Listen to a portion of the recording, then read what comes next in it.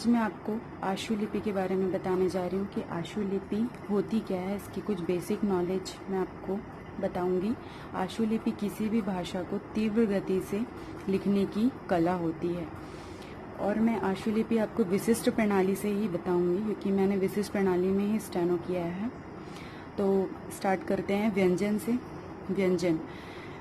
व्यंजन हमारे पास बहुत सारे हो सकते हैं, जिसमें कि क हो गए, ख हो गया, ग हो गया, घ हो गया। ये हमारे पास ऐसे ऐसे बहुत सारे व्यंजन हो सकते हैं, जिसे एक दिशा से और एक रेखा से ही दर्शाया जा सकता है। हर व्यंजन के दिशा और हर व्यंजन की रेखाएं होती है, जो कि मैं आपको बताऊंगी आगे। जैसे कि सरल रेखा हमेशा समतल होती है। जैसे क समतल, ख कट के बनेगी समतल रेखा, ग और घ कट के बनेगी। ये रेखाएं समतल रेखाएं व सरल रेखाएं, कुछ भी बोल सकते हैं आप। समतल या सरल रेखाएं दोनों में से समतल रेखाएं क ख ग घ। ऐसी और भी व्यंजन हैं जो आपको आगे क्लियर होगा। ये सरल रेखाएं हो गई। सरल रेखाओं में वे व्यंजन जो बीच में सीधी होती है। जैसे कि बीच में सीधी मतलब लाइन से बीच में सीधी, क ख ग घ, इस तरह से सीधी होती है। और वक्र रेखाओं में वे व्यंजन जो टेढ़ी होती है उसे वक्र रेखा कहा जाता है। जैसे कि श टेढ़ी होती है। वक्र रेखाएं, ये वक्र रेखाएं की पहचान है। त टेढ़ी होती है वक्र रेखा। न टेढ़ी होती है, वक्र रेखाएं कहलाती है। म टेढ़ी होती है, वक्र रेखाएं कहलाती है। और ल टेढ़ी होती है, वक्र रेखाएं कहलाती है। तो ये व्यंजन वक्र रेखाएं व्यंजन कहलाती है। अब इसके बाद मैं आपको नाम और दिशा बताऊंगी, जो कि इस प्रकार है, जिसे हम व्यंजनमाला में कैसे लिखेंगे, कैसी उसकी आउटलाइन बनेगी, वो आपको मैं आगे अब क्लियर कर रही हूँ इसके नाम और दिशा के अकॉर्डिंग। तो सबसे पहले हम क वर्ग लेते हैं। क वर्ग में आता है क ख ग घ। क वर्ग में ये 4 वर्ग आते हैं। ये क के वर्ग हैं जो कि समतल होंगे और इसकी दिशा ऐसी होगी, इस वे में होगी इसकी दिशा, जो मैं आपको एरो से शो कर रही हूँ। ये क वर्ग की दिशा इस तरह से जाएगी। जैसे कि क लिखना है तो हम व्यंजन रेखाएं पतली व मोटी होती है, मोटी सरल रेखाएं एक समान होती है। जैसे कि समतल लिखना है तो हम क के लिए आउटलाइन बनाएंगे क हल्की, ख बनाएंगे हल्की जो कट के बनेगी, ग बनाएंगे मोटी और डार्क, घ बनाएंगे मोटी और कट के बनाएंगे। हमको इसमें ऊपर से ओवर राइटिंग नहीं करनी है, सिर्फ एक बार हमको लाइन खींचनी है प्रेशर देके। जो रेखाएं मोटी बनेंगी उसको और जो हल्की बनेंगी उसको भी, इसमें ओवर राइटिंग नहीं करनी है। ये क वर्ग हो गया हमारा जो, और ये इसकी दिशा हो गई समतल। इसको हम समतल भी लिख सकते हैं। यहाँ पे मैं आपको बता दूं समतल, ठीक है। उसके बाद आता है अधोमुखी।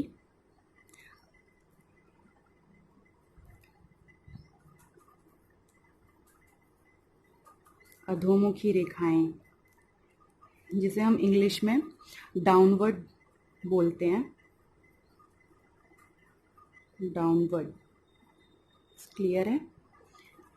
डाउनवर्ड अधोमुखी में इसकी दिशा होती है इस डायरेक्शन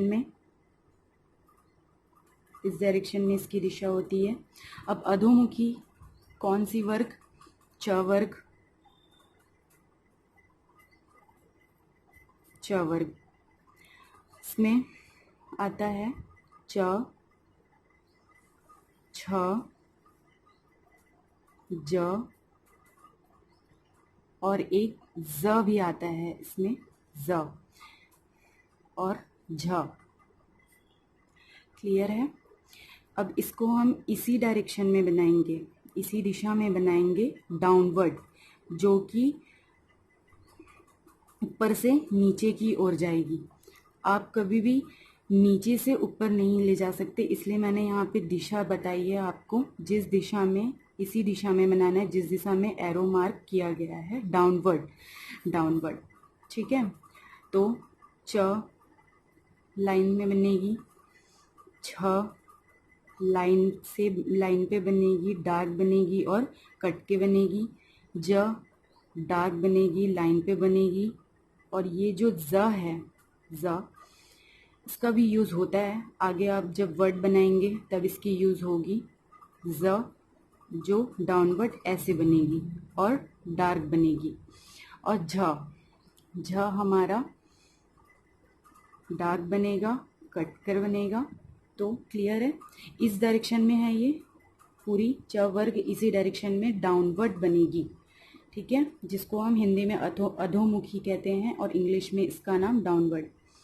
क्लियर है? इसके बाद आता है अधोमुखी डाउनवर्ड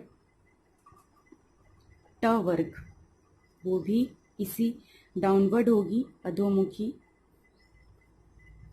मैं आपको बताती हूँ लिखकर, अधोमुखी डाउनवर्ड, लेकिन हम यहाँ पे ट वर्ग बनाएंगे, ट वर्ग, जो जिसका डायरेक्शन एकदम सीधा स्ट्रेट होता है इस डायरेक्शन में। ठीक है, अब इसमें हम ट लिखेंगे, ट एकदम सीधी रेखा बनेगी ट में। उसके बाद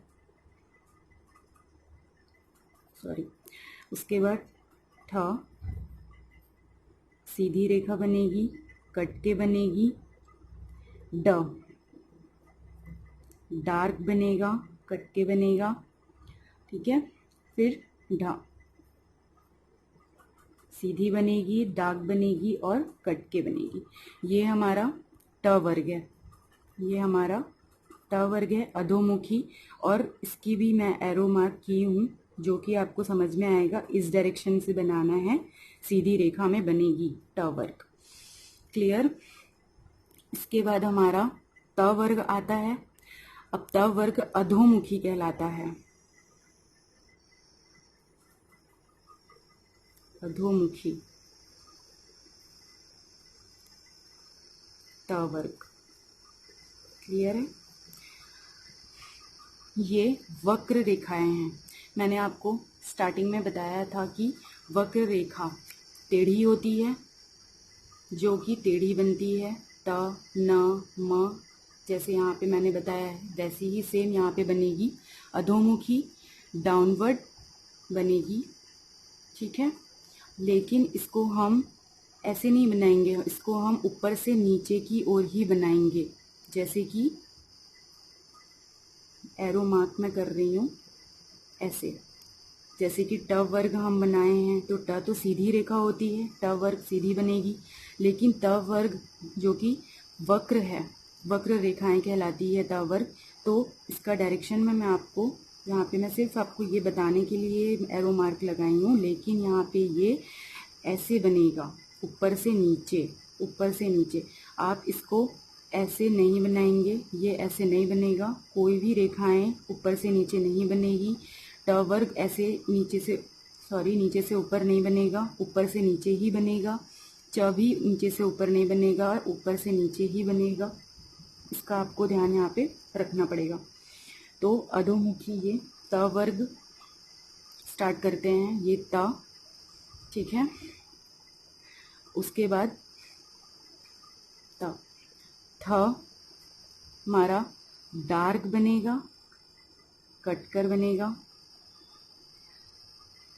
त से थोड़ा डार्क बनेगा, कट कर बनेगा।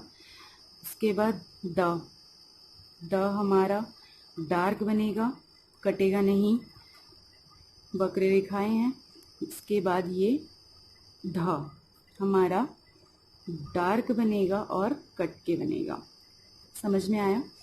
ये बनेगी वक्र रेखाएं ही है, लेकिन मैंने आपको इसको एरो मार्क इसलिए किया है क्योंकि ये ऊपर से नीचे की ओर जाएगी, नीचे से ऊपर की ओर नहीं जाएगी।